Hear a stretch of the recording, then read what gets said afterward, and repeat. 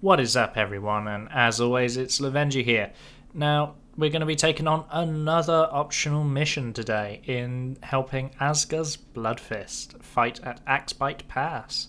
So this mission is again optional and will delay you further for reasons you'll later see. But anyway, it's well worth helping. I always recommend doing at the very least this mission, even if you leave Bogenhafen to its grisly fate. Anyway, let's get this underway. Success! Helmgart is ours, and the reinforcements have joined the remnants of the tower's garrison. Also an unexpected bonus. The commander of the tower has shown his gratitude by giving us a potion of strength. Hello, Commander. You didn't expect to meet your old friend Asga's Bloodfist here, did you? Indeed I didn't. Good to see you again, Asgas. Up to your neck in trouble again, eh? From what I've seen of the undead, give me a green skin any day. I know what you mean. Yeah, they're everywhere. Walking rot from the tomb. Swarms of them. When you swing your axe at a walking corpse, it's like hacking mush. And they keep on coming. We dwarves have a real war on our hands. It's the same for everyone, Asgas. Aye, I know that. Here, I'll give you a tip. A hint from one who knows. When you see the Emperor, tell him to take a look inside the Liber Mortis. We dwarves know more than we sometimes let on about grimoires and such like. And there's something you can do for me, if you're of a mind. I have to report back to Carrick Norn, but the undead army blocked the way. Will you help me?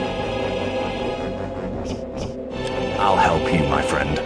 Hey, that's grand. Together we'll squash the undead legions. Living dead up ahead. Prepare to attack!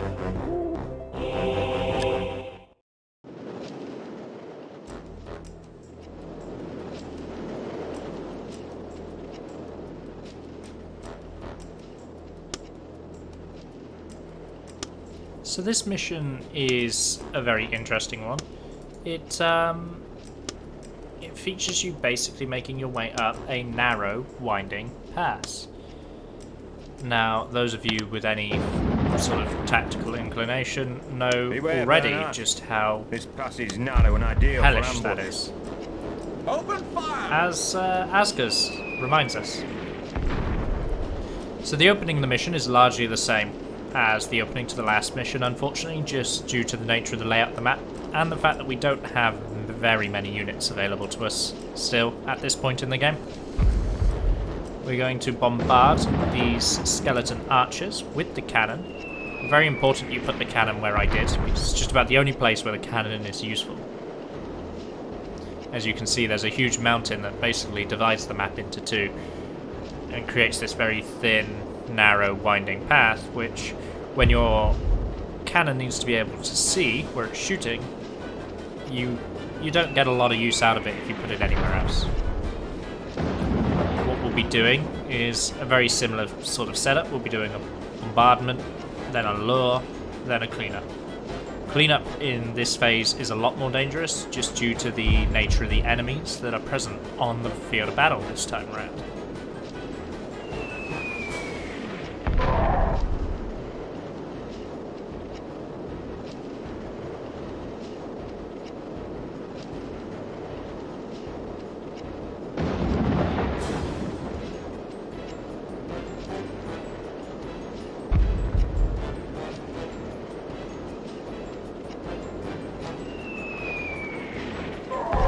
Otherwise, this is a phase of the game that you know all too well, in which we just shoot stuff with the cannon.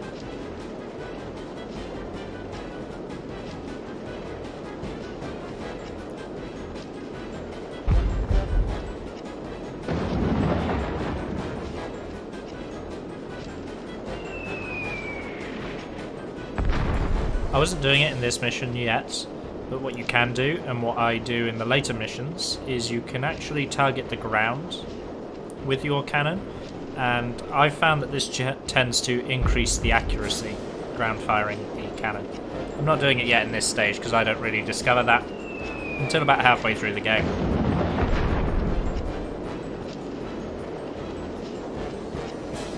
So, very interestingly, the game uses billboarding, which is basically these 2D sprites set up like a billboard to give them a sort of 3D effect. It's very interesting. If you ever actually zoom in on them, spin them around, you can see the sort of the billboard layers to them. But it gives the game, when you're playing it from top down and you're actually playing the game, it gives it a very, very nice aesthetic.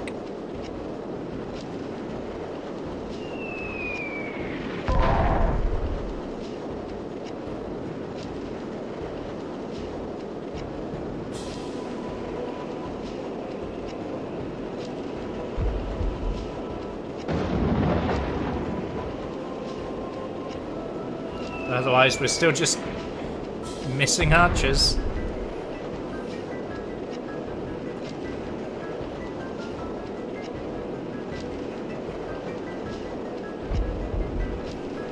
But I always liked this sort of the regiment and billboarding effect. We're not aiming at these archers, by the way. We're aiming at the archers behind them. You're wondering why that went clean through them.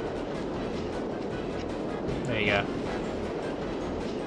You can see them moving now. I always like that because it kind of has that Warhammer tabletop-y feel to it. All these like individual models. Target received. Not perfectly animated. Of course, this is a game in 1998, so it wouldn't have been perfectly animated. But you know, they're not perfectly animated. They're really quite static, and they have these very basic but simple movements, and they keep to their regiment. I like that. I think that gives it a very genuine tabletop Warhammer style feel to it. Of course, this was Warhammer Fantasy, which was my favourite Warhammer from a world perspective. Controversial, I know, but I just liked it.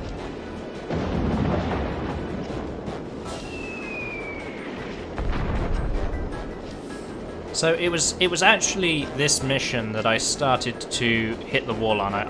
If you remember, when I started this series, I said I'd never actually beaten the missions, never completed this game, and that I cheated most of the missions. Well, this is one of the missions that was very difficult to cheat. It's a reasonable hit from the cannon. One of the reasons that this is very difficult to cheat, you can see the way the billboard sprites rotate, by the way. One of the reasons this mission was so difficult to cheat is because you can't use the cannon. I told you the way in which I cheated was to allow instant reload so that I could essentially fire the cannon infinitely. So even while firing inaccurately, the cannon would do huge damage and mostly wipe out units before they got anywhere close. Open fire! In this mission you couldn't really do that because obviously there's a big mountain in the way. And that made cheating this mission very difficult, which therefore made beating this mission, for me, very difficult. So, after you bombard them, the skeleton archers get a little bit annoyed and they start to come forward. As you can see, we're just going to have a little shootout with them. Although they're shooting us, the reason we're not moving forward just yet is we're being cautious of the melee units. This game introduces Wights, or this mission introduces Wights, which are a much tougher unit. And when you think about the fact that these units fight to the death, they never retreat, you want to be careful about engaging tough units out in the open. Especially when we know that not only is this archer regiment alive, but there's another archer regiment that we did not kill, that has pulled out of our line of sight. We're under fire!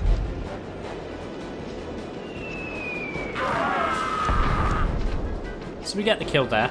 Now, notice this sort of half-moon formation. As the spirits of your brothers rise from the grave and slay the living.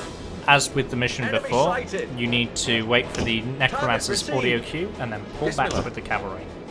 We've got spawned units of zombies, which now need to be dealt with.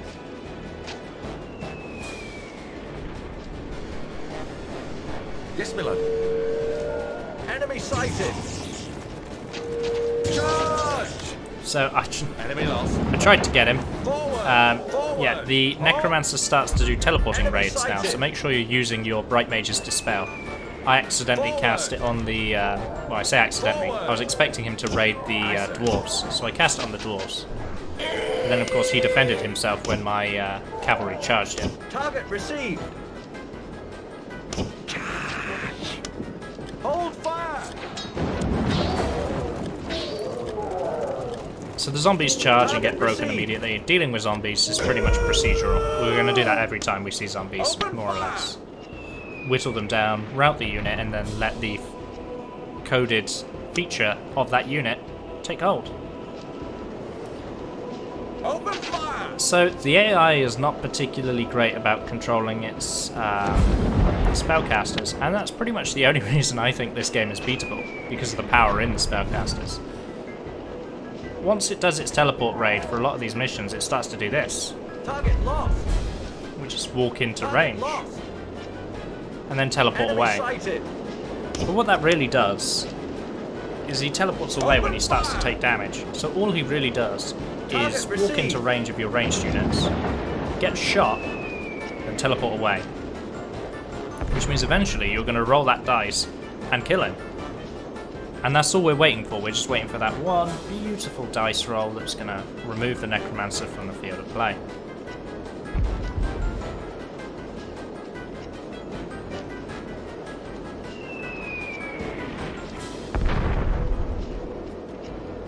Enemy sighted. Now here's another regiment of zombies, so a little bit of target switching is going to be required. Open fire.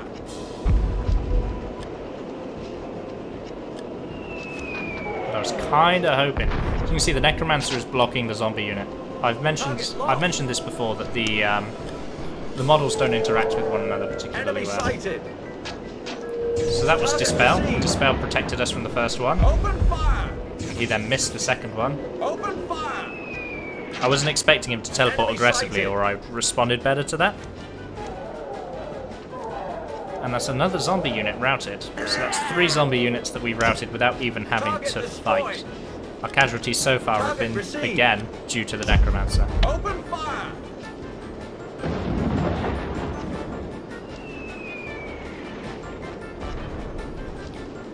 So, all enemy spellcasters, to stop you just immediately killing them, have the ability to have 3 dispels on them.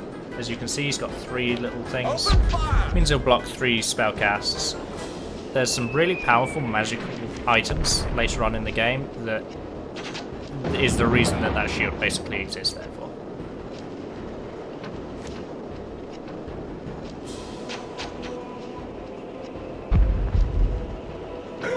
And there you go. As I said, he keeps just walking towards us. Eventually, we're going to roll the dice and kill him.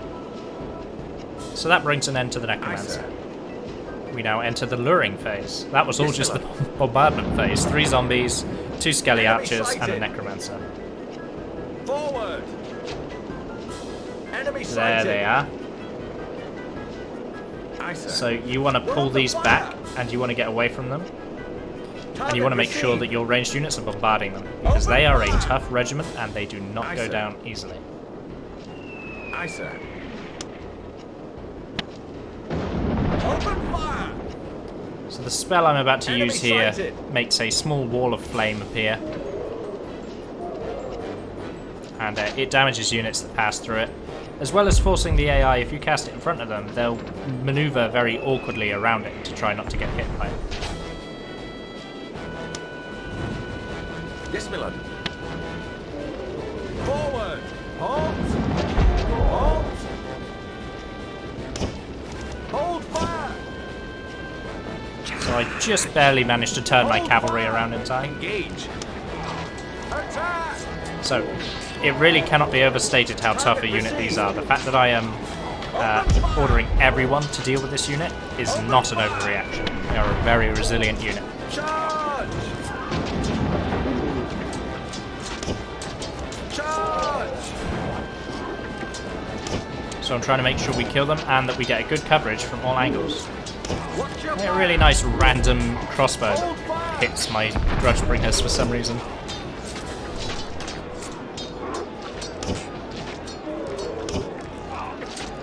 So what we're going to do is toughen up the units, try and route this this white unit. To the death!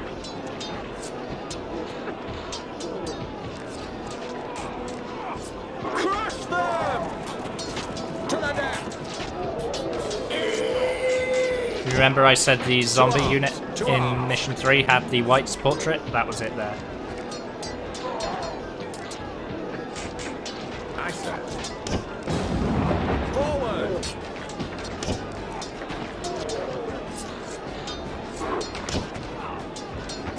Yes, Miller. So we're just getting everyone involved to try and kill this unit pretty quickly. And I Aye, sir. couldn't tell you what happened there, really. Yes, Miller.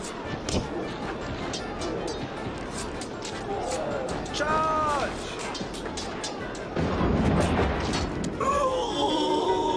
So, white unit down, skeleton swordsman unit down. Yes, Miller. Now we push forward. Aye, sir. But you could see the amount of Aye, sir. stuff that was just waiting around that corner is why you Yes, don't Miller. want to just push up. As boring as it is to sit there bombarding with a cannon for the first 7 minutes, Enemy it's pretty much a sighted. crucial strategy for missions of this nature. Target received. Yes, Miller. We're under fire. Aye, sir. You do have to Yes, accept, just from the nature of the layout of the map, sighted. that some deaths to Target received. some deaths to archers are just Aye, sir. unavoidable.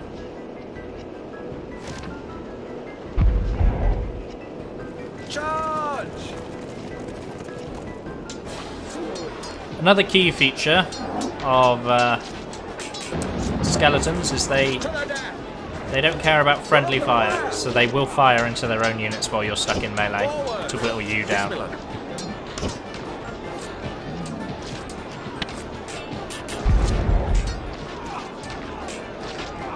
To the death! When I say they don't care about friendly fire, they do take friendly fire damage. They will kill their own units with their volleys, but they don't use that as a deterrent at any point. If they have the opportunity to fire on you, they will always fire on you.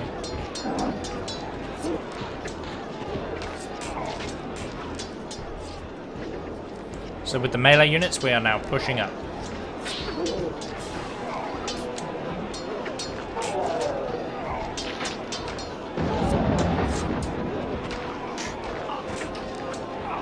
To the death! Aye, sir. We're under fire! To arms. Yes, Miller. Yes, Miller.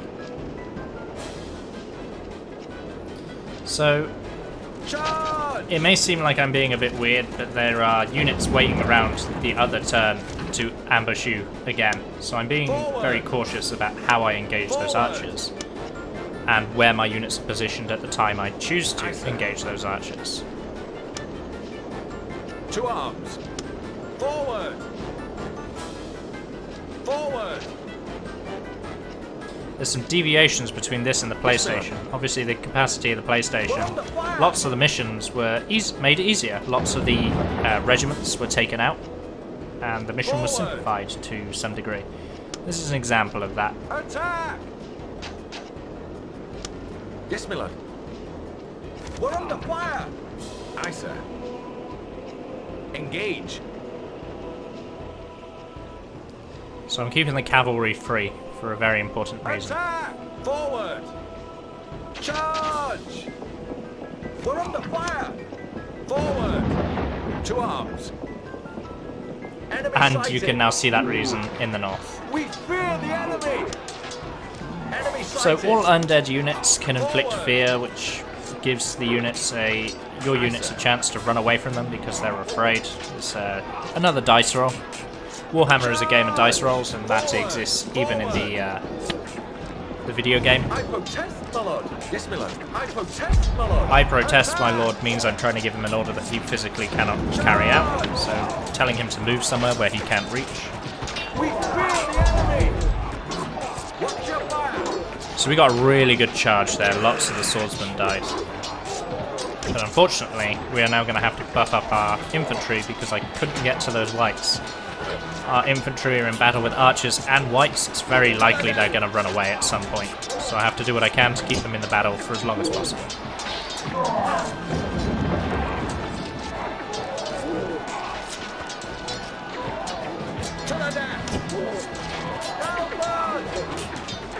See, I should be increasing their strength now. That scream for help us means they are going to run away very soon.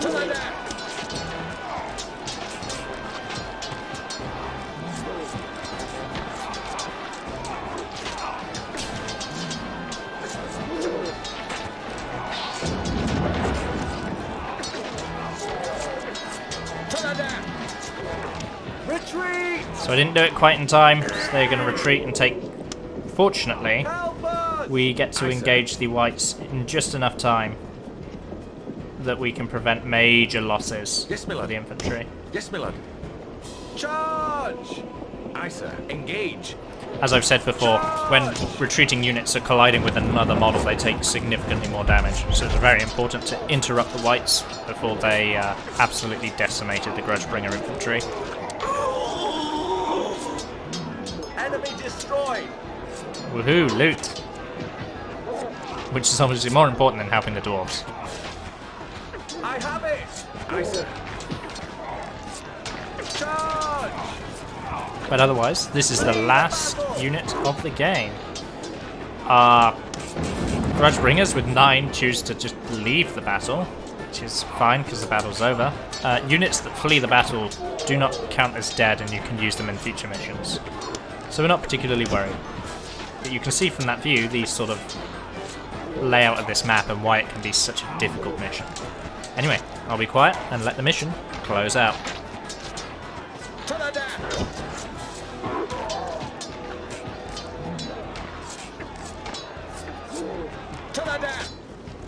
Crush them! Enemy destroyed! We are victorious!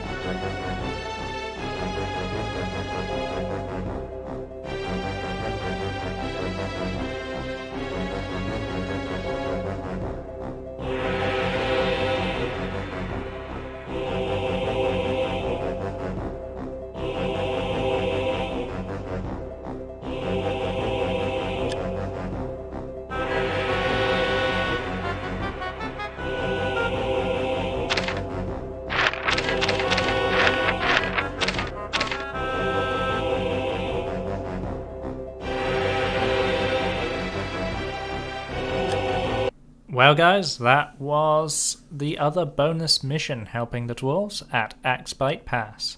It's a good mission, very complicated if you just charge in, but once you know what you're doing and you've got the patience to do it, pretty straightforward, but you can take a few losses even while being careful, as the Grudgebringer infantry found out. Anyway, as always, like, share the video, subscribe, and leave comments letting me know what you'd like to see in future videos. Bye for now.